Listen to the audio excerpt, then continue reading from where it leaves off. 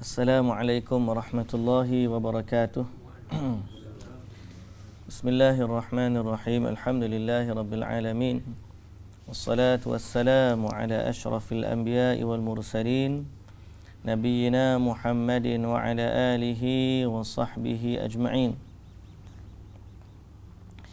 Rabbi shrah li sadri wa yassir li amri wahlul 'uqdatan min lisani yafqahu qawli, amma ba'du. Puji dan syukur bagi Allah Subhanahu wa taala, selawat serta salam atas Nabi kita Muhammad sallallahu alaihi wasallam, juga atas ahli keluarga baginda, para sahabatnya dan para pengikutnya yang setia sehinggalah ke hari kiamat. Alhamdulillah. Syukur pada Allah Subhanahu wa taala, pada pagi ini kita dapat meneruskan kuliah kita. InsyaAllah pada pagi ini kita akan baca dari surah Yusuf, bermula dari ayat yang ke-7. Okey, sama-sama kita baca. A'udzu billahi minasy syaithanir rajim.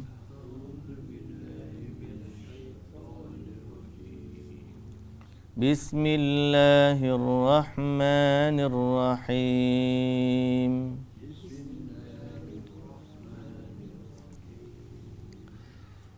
لقد كان في يوسف وإخوته آيات للسائلين.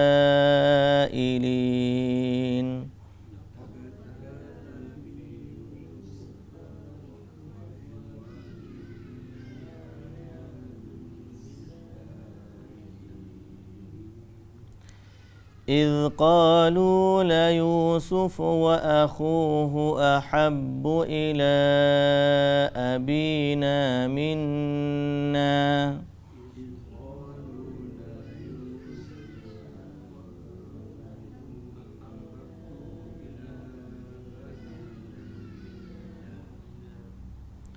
ونحن عصبة إن أبانا لفي ضلال مبين.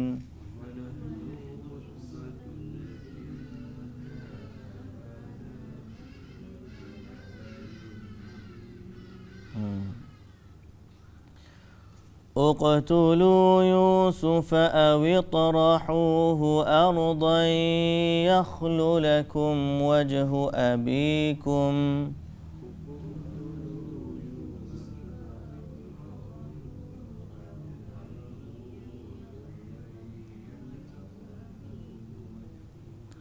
وتكونوا من بعده قوما صالحين.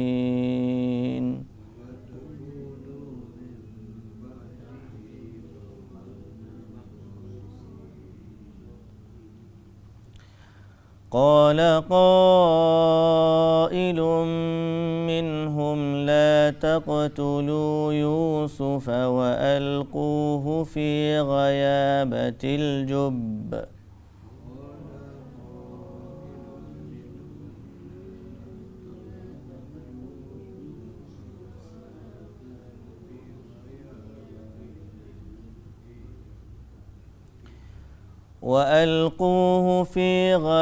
غيابة الجب يلتقطه بعض السيارة إن كنتم فاعلين.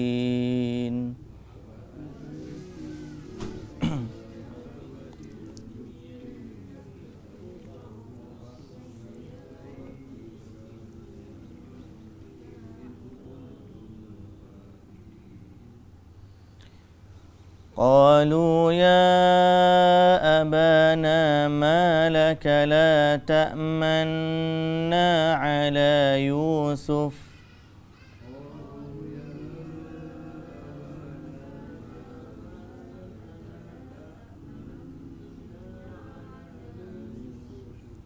وإنا له لناصحون.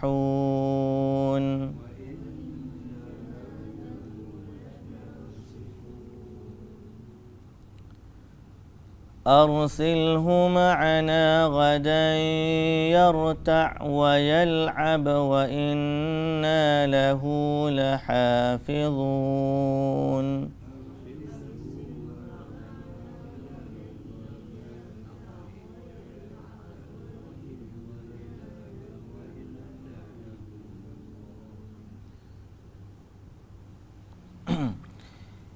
قال إني ليحزنني أن تذهبوا به وأخاف أن يأكله الذئب.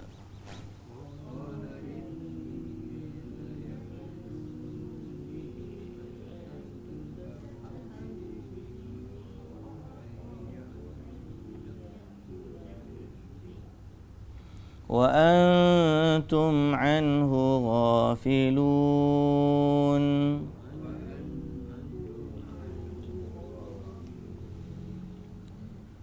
قالوا لئن أكله الذئب ونحن عصبة إنا إذا لخاسرون.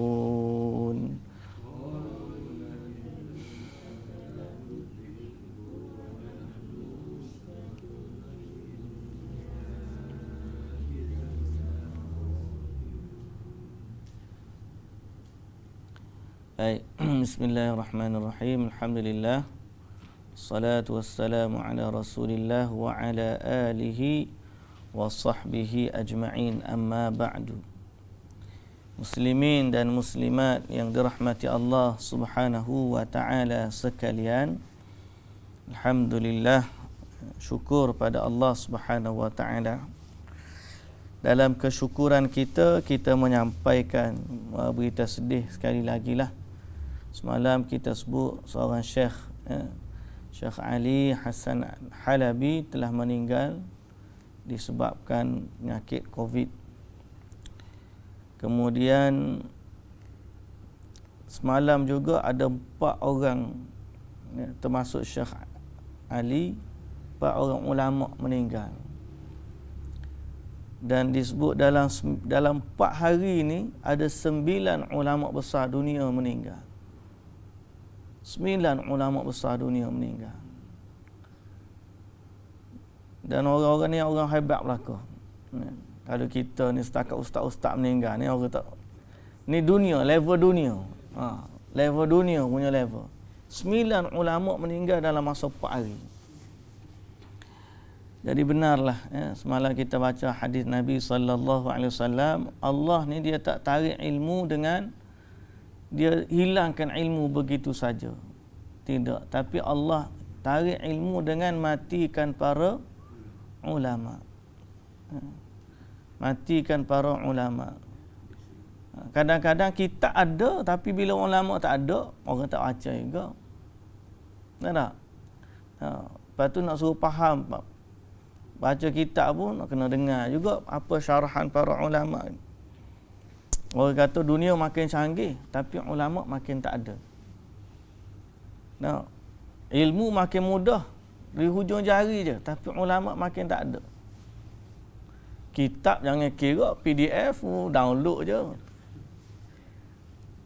Nak kitab ke apa hari ni Google je dapat kitabnya. Tapi ulamanya tak ada. Sebab apa? Sebab Allah tarik ilmu dengan mematikan para ulama. Okey. Akhirnya ilmu tu ada di kitab-kitab, lembaran-lembaran kertas. Sekarang ni di laman-laman web ataupun apps adalah, tapi ulamanya tak ada. Jadi semoga Allah Subhanahu wa taala mengampunkan dosa-dosa kita dan memberikan taufik serta hidayah kepada kita untuk belajar ilmu. Kadang-kadang nikmat yang ada depan kita ni, nikmat belajar tu kita tak sedar. Sehinggalah ulama tu ataupun guru tu tak ada. Betul tak? Bila guru tu tak ada, Allahu Akbar, dulu aku boleh juga ngaji dengan dia. Dan ni bila dia dah tak ada, Kalau ulama tu tulis kitab, alhamdulillah. Tapi tulis kitab pun macam Imam Al-Bukhari tulis 7,000, dia saring 7,000 kitab. Koleksi dia ada 600,000 hadis. Maknanya dia ada kata aku saring hadis ni daripada 600,000 hadis. Dan apa yang aku tinggalkan dari hadis yang sahih banyak lagi daripada yang aku kumpulkan. Imam Bukhari kata, apa yang aku tinggalkan dari hadis yang sahih lagi banyak daripada apa yang aku kumpulkan, aku tulis. Mana dia hadis yang sahih boleh jadi hadis, mungkin hadis itu berulang dengan sanad yang berbeza. Okey, dengan sanad yang berbeza. Ataupun dia mencukupi dalam bab itu 2-3 hadis atau beberapa hadis yang sampai kepada maksud dia. Dan kan ada banyak lagi hadis-hadis yang sahih yang boleh menjadi hujjah. Tapi dia bimbang kitab dia terlalu panjang, tu pun ada 7,000 hadis. Banyak dah tu, 7,000 tu. Dia punya hafalan dia 600,000 hadis. Jadi bila meninggalnya ulama, meninggallah bersamanya, pergilah ilmu. Kalau dia tulis kitab, sampailah kepada kita. Kalau jenis tak nulis kitab ni, macam saya ni tak ada kitab tau. Mati kat tak ada dalam. Nasib baiklah dulu Ustaz Wasit kata, kita ni kalau malas nulis, ambil gambar dia. Kalau malas nulis, ambil gambar. Kurang-kurang kalau kita orang apa tu? Kalau kita mati pun orang boleh tengok gambar kita walaupun tak ada tulisan. Jadi adalah juga dalam Facebook tu. YouTube tu tak ada lagi, YouTube tak convert lagi masuk YouTube. Tak tahu bila nak convert tu. Saya tak masuk lagi lah YouTube tu. Dalam Facebook tak ada lah. Jadi mudah-mudahan dia menjadi sebahagian dari amal soleh kita. Zaman lah ni pun budak tak baca mana dah. Dia tengok YouTube dengan dia tengok Facebook tu lagi banyak daripada dia baca. Jadi kita kira penulisan kontemporari lah. Cuma terlalu banyak lah ni orang buat dalam Facebook lah YouTube. Dia tak boleh, memang hak last kali hak kekal adalah tulisan. Tulisan ni orang boleh syarah, orang boleh cetak, orang boleh gapo. Perkataan ni orang boleh dengar je lah pasal sambil-sambil bawa kereta, tak boleh nak cetak gapo. Okey. Share tu boleh lah, tolong share lah. Mudah-mudahan panjang juga jariah kita tu insya-Allah. Baik muslimin dan muslimat yang dirahmati Allah, pada pagi ini kita baca surah Yusuf ayat yang ke-7. Firman Allah Subhanahu wa taala, laqad kana fi Yusuf wa ikhwatihi ayatun lis-sailin. Demi sesungguhnya kisah Nabi Yusuf dengan saudara-saudaranya itu mengandungi beberapa iktibar, pengajaran bagi orang yang bertanya. Kan kita baca awal surah Yusuf semalam, surah ni turun disebabkan para sahabat dia tanya Nabi tentang cerita. Lalu Allah Ta'ala turunkan Quran, surah Yusuf. Allah Ta'ala kata, nahnu naqussu alaika ahsanal qasas.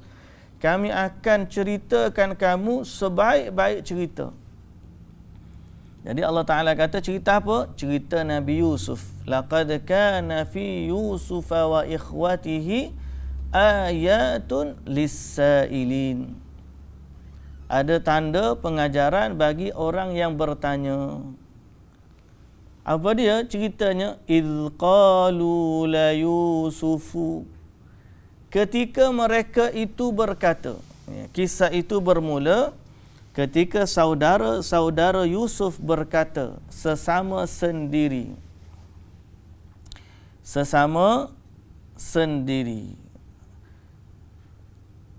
La Yusufu wa akhuhu ahabbu ila abina wa nahnu usbah. Dia kata kita ni ramai. Tapi Yusuf dan adik dia lebih disayangi oleh bapa kita. Okey. Sesungguhnya Yusuf dan adiknya lebih disayangi oleh bapa kita daripada kita. Padahal kita ini satu kumpulan yang ramai dan berguna. Okey. Sebab apa? Sebab mereka ni disebut dalam tafsir Al-Qurtubi, adik-beradik Nabi Yusuf ni semua sekali ada 12 orang. 12 orang. Dan Nabi Yusuf serta adiknya Bunyamin adalah hak paling kecil. Nabi Yaqub dia berkahwin dengan Lia, nama dia Lia ke Lia tu. Dalam tafsir Al-Qurtubi sebut isteri dia bintu khalihi, dia, sepupu dia. Sepupu dia bila kahwin dengan sepupu dia dapatlah anak 6 orang. Sulungnya nama siapa tadi? Disebut sama kejap. Mana tadi? Qala qailum minhum Rubil, Rubil wa kana akbaruhum wasmuhu Rubil. Disebut dalam tafsir ni. Ada Rubil nama, ada Yahuza, ada Syam'un. Adik-beradik dia hak nombor 1 tu. Kemudian dia ada daripada hamba dia 4 orang lagi anak. Lepas tu Lia ni meninggal. Dia meninggal, kahwin pula dengan adik dia. Namanya Ruhil ke nama? Ruhil. Karahil. Tak ingat nama dia. Dapatlah Nabi Yusuf dan adik dia Bunyamin. Jadi Nabi Yusuf dengan adik dia Bunyamin ni, dia kecil. Kemudian disayangi oleh Nabi Yaqub alaihi salam. Jadi abang-abang dia ni jadi cemburu. Cemburu. Dia kata apa? Sesungguhnya Yusuf dan adiknya lebih disayangi oleh bapa kita daripada kita. Padahal kita ni satu kumpulan yang ramai dan berguna. Sungguhnya bapa kita dalam keadaan adil, tidak adil yang nyata. Dah sebut dalam bahasa dia tidak adil. Tapi sebut bahasa Quran asal ni, inna abana lafi dhalalim mubin. Ayah kita ni berada dalam kesesatan yang nyata. Ayah kita ni tak betul. Dia tak tahu ayah dia. Padahal dia tak tahu. Nabi Yaqub ni sayang kepada Nabi Yusuf bukan sekadar sayang anak biasa, tapi dia dah tahu dah anak dia ni kan mimpi, dah bagi tahu dia mimpi. Dengan akhlak yang baik, dengan kemuliaan dia, sehingga dia sayanglah kepada Nabi Yusuf. Cuma adik-beradik lain tak puas hati. Adik-beradik lain tak puas hati. Dia tak puas hati, padahal nak banding dua tu, dia kata di sini lima yatawassama fihi minal khairil azim wa syama'ilin nubuwah wal kamali fil khalqi wal khuluq. Sayang sebab Nabi Yusuf ni bersifat dengan kebaikan yang besar dan berkumpul padanya syama'il an-nubuwah, sifat-sifat kenabian. Dia baik budi pekerti, terkumpul padanya sifat kenabian, wal kamal fil khalqi wal khuluq, dan sempurna pada kejadian. Dia pula orang panggil handsome. Handsome. Fizikalnya handsome. Akhlaknya baik. Terkumpul padanya pula sifat Nabi. Memang juruhlah anak ni. nak banding dengan hak atas tu. Kalau hak atas tu baik, takkanlah dia sanggup buat perancangan dia terhadap Nabi Yusuf tu. Jadi dia orang ni macam dua tim. Satu tim mak yang dulu, liar tu. Satu tim lagi mak yang kemudian. Padahal mak dengan mak ni adik-beradik. Padahal mak dengan mak ni adik-beradik. Tapi dia tak geng. Anak-anak dia ni tak geng. Jadi dia tak puas hati. Dia kata, inna abana la fi dhalalim mubin. Ayah kita ni tak betul. Dalam kesesatan yang nyata. Yang dalam ketidakadilan yang nyata. Kata yang sulung dia, disebut dalam tafsir, sulung ni kata, Rubil ni, Rubil. Rubil kata, uqtulu Yusufa awitrahuhu ardan yakhlulakum wajhu abikum. Bunuhlah Yusuf. Dapat suruh bunuh. Maknanya kita boleh tengoklah sebab apa Nabi Yaqub sayang kepada Nabi Yusuf dengan banding abang-abang dia. Sebab kalau beginilah perangainya, mana tak samalah. Siapa sanggup bunuh adik ni? Uqtulu Yusuf, bunuh Nabi Yusuf. Awitrahuhu ardan, atau buang dia tempat yang jauh. Yakhlu lakum wajhu abikum, supaya perhatian dan kasih sayang bapa kamu tertumpu kepada kamu semata-mata. Nak suruh Nabi Yusuf, Nabi Yaqub sayang kat kita, ayah sayang kat kita, bunuh adik dia. Sebab itu ada panggil ni cadangan yang melampau lah. Wa takunu min ba'dihi qauman salihin, dan kamu jadi sesudah itu orang-orang yang baik dan berguna, orang soleh. Maknanya lepas daripada tu taubatlah. Bunuh dulu, ayah sayang, taubatlah. Dia punya perancangan dia. Qala qailum minhum, lalu salah seorang daripada mereka berkata pula, la taqtulu Yusuf, jangan bunuh Yusuf.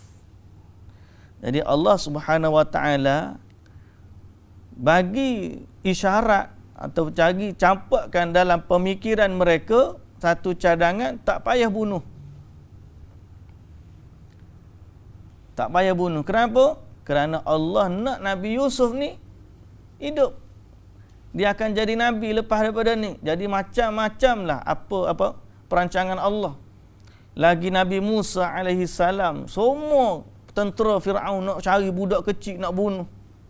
Tapi Allah selamatkan dia, hanyut ke sungai, jumpa di Dayang, bawa ke Asyah, dijaga dalam istana Firaun. Jadi perancangan Allah ni maha hebat.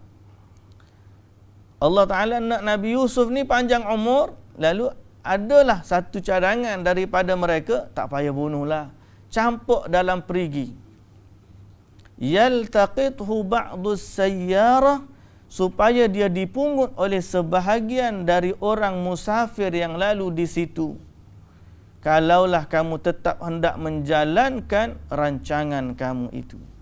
Kalau nak buat juga, tak payah bunuh, campurlah Nabi Yusuf dalam teraga. Masa tu dia tak tahu pun dia nak campur ni adik dia ni Nabi. Dia tak tahu pun adik dia ni Nabi. Pada dia, adik dia ni kita kena hapuskan. Okey. Jadi berkata Muhammad bin Ishaq bin Yasar, laqad ijtama'u ala amrin azim. Mereka telah sepakat di atas satu urusan yang sangat berat atau besar dosa dia. Pertama, memutuskan silaturrahim.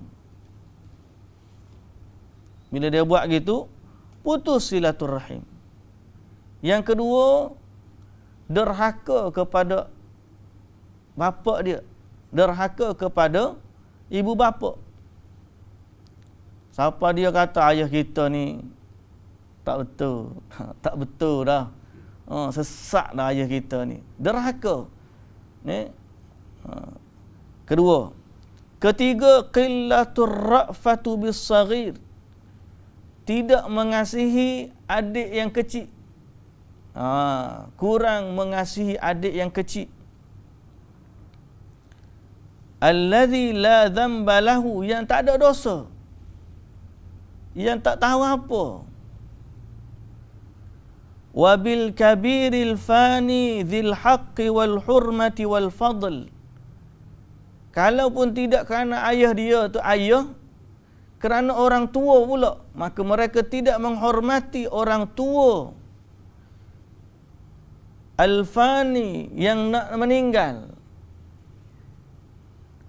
yang memiliki hak ke atas anaknya, sehingga mereka memisahkan anak dan ayahnya sewaktu ayah tu sudah tua. Ayah ni lagi dia tua, lagi dia perlu kepada anak. Muda ni tak apa kita buat belaka. Tak? Anak tidur tak apalah, kita buat sendirilah. Dah anak kita tidur, panggil, "Ayah mari sini." Anak tak mari. Tak apa, biarlah kita buat. Tapi bila dah tua, tidak lagu tu dah sifat dia. Sebab tu Allah Ta'ala kata, "Indal kibara ahadihima aw kilahuma." Allah sebut tentang umur dia tua kerana hajat ibu bapa kepada anaknya waktu mereka sudah tua lagi besar daripada hajatnya mereka waktu muda. Dah tua, gapo-gapo pun dia nak mikirkan anak, teringat ke anak. Kurang-kurang nak buat teman sembang. Dah. Kalau tidak, pergi makan sekali, nak makan pagi sekali ke. Nak hiburkan hati. Kalau sakit, nak bawa pergi hospital. Kalau susah, motor rosak ke, nak minta tolong ambil. Contoh.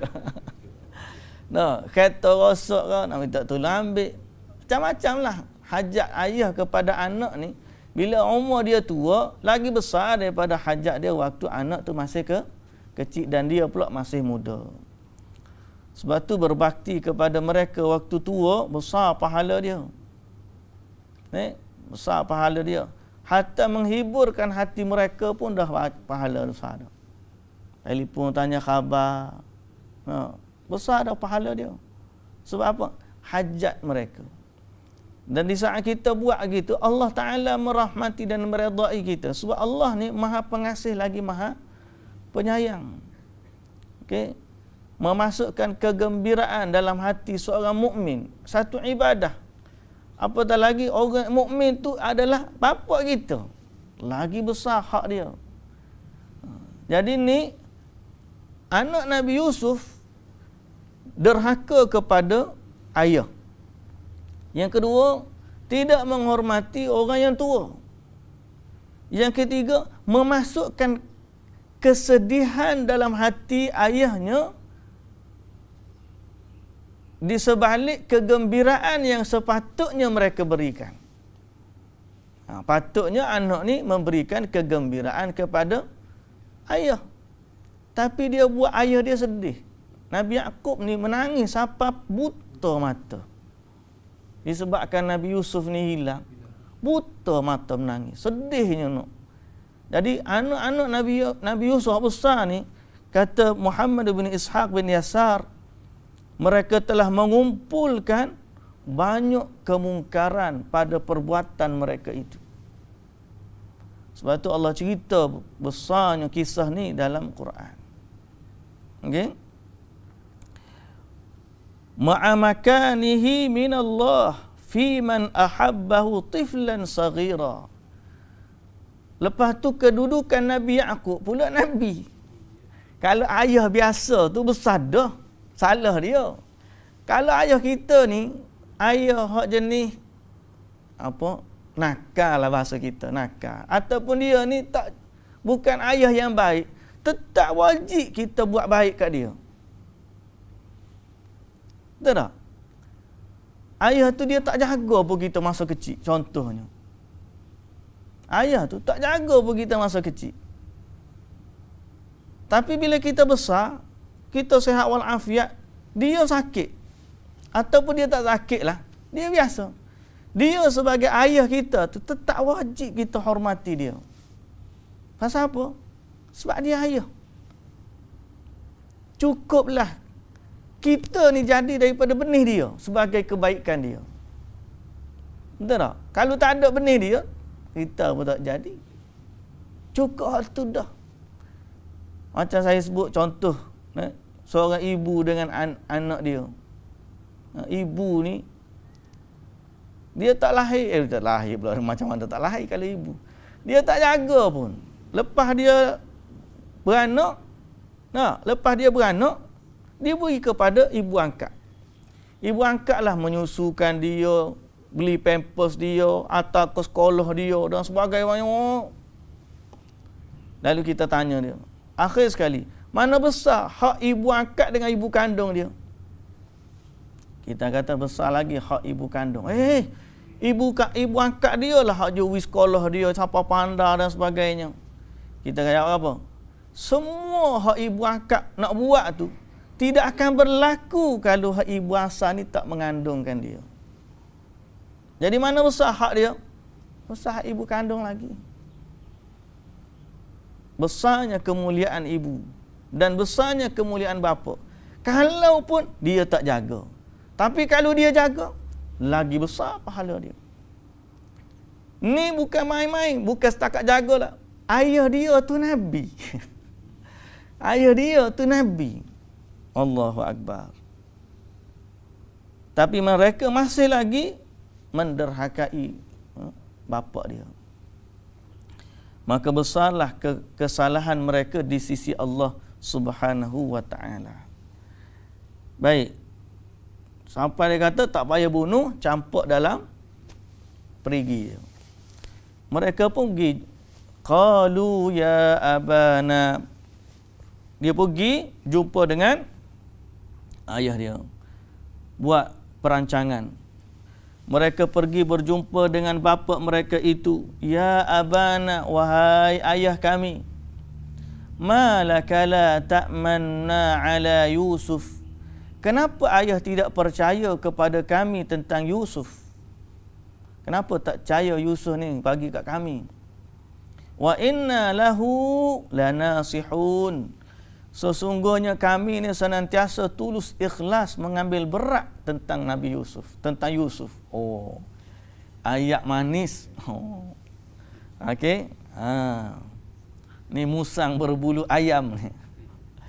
Musang berbulu ayam. Ayat jangan kira ayah. Takkan bila Yusuf jalan dengan kita. Kami ni sayang kena Yusuf ni, kami ambil berat kat dia. Arsilhu ma'ana ghadan yarta' wa yal'ab. Biarlah dia pergi bersama-sama kami besok. Bersukaria, makan minum, bermain sebebas-bebasnya. Bawa. Kami nak bawa Nabi Yusuf esok pergi keluar jalan-jalan. Biarlah dia keluar dengan kami. Dia boleh main, dia boleh makan, dia boleh jalan-jalan. Wa inna lahu lahafizun. Dan sesungguhnya kami akan jaga dia dengan sebaik-baiknya. Dia pujuk Nabi Yaqub. Tak apa, kami jaga Nabi Yusuf elok-elok. Ayah biar, bagilah dia keluar dengan kami besok. Kami nak keluar main-main ni. Nak pergi jalan-jalan, nak pergi makan-makan, nak pergi main-main.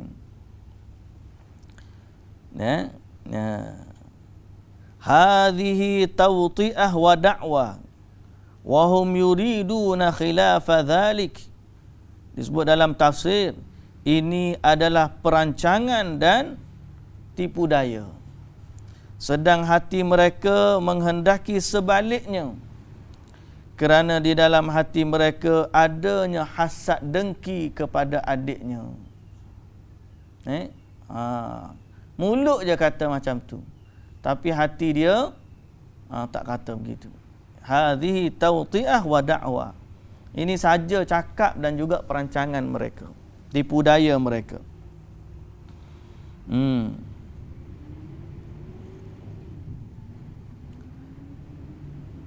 Qala inni la yahzununi an tadhhabu bih. Kata Nabi Yaqub. Bapa mereka berkata, pemergian kamu membawanya bersama sangatlah mendukacitakan aku. Dia kata aku sedih kalau Nabi Yusuf ni pergi. Wa akhafu an ya'kulahu adh-dhi'bu, aku pula bimbang kalau dia dimakan serigala. Wa antum anhu ghafilun, sedang kamu lalai kepadanya. Jadi dia ni berpisah dengan Nabi Yusuf pun sedih. Sebab apa sedih? Sebab sayang sangat. Sayang tu sebab apa? Sebab baik. Bukan sayang sebab lain dah. Sayang tu sebab baik. Baik lagi, dah ada tanda kenabian lagi, handsome lagi, kecil lagi. Biasalah ayah ni, orang hak besar dengan kecilnya, seorangnya kecil dah. Anak dengan cucu pun lain dah pegang. Dah, anak ni besar dah ikut dia, pandang-pandang muka anak besar dah. Cucu ni kan Allah, nak gapo royak je. Nenek masak belaka dah. Tok beli belaka kalau nak, tok bahagian beli. Nenek bahagian masak. Nak gapo boleh belaka. Hak kecil ni kita sayang, betul tak? Jadi siapa nak berpisah dengan Nabi Yusuf ni sedih Nabi Yaqub. Kalau pergi sekejap pun tak boleh, sedih. Lepas tu bimbang, takut-takut dimakan serigala. Jadi anak dia kata apa? La taqtul apa? Qalu la in akalahu dhi'bu wa nahnu usbah. Dia kata kalaulah dia dimakan serigala sedang kami ramai bilangannya, inna idzal la khasirun, sesungguhnya kami sudah tentu menjadi orang-orang yang rugi. Maknanya apa? Rugi kami ni maknanya orang yang binasa, lemah. Takkanlah kalau serigala mari kita ramai ni. Kami ramai, kami boleh lawan serigala tu. Kalau serigala mari, kami ramai tak lewat apa? Orang panggil lemah lah kami. Seolah-olah gitulah dia cakap kepada Nabi Yaqub. Untuk pujuk supaya Nabi Yaqub benarkan Yusuf pergi berjalan dengan mereka. Akhirnya pergilah, diizinkan oleh Nabi Yaqub disebabkan permintaan mereka. Pergi keluar jalan-jalan. Apa berlaku lepas daripada tu kita sambung besok hari, insya-Allah. Baik, kita sambung cerita Nabi Yusuf besok. Wallahu taala alam. Subhanakallahumma wa bihamdika asyhadu an la ilaha illa anta astaghfiruka wa atubu ilaik. Assalamualaikum warahmatullahi wabarakatuh.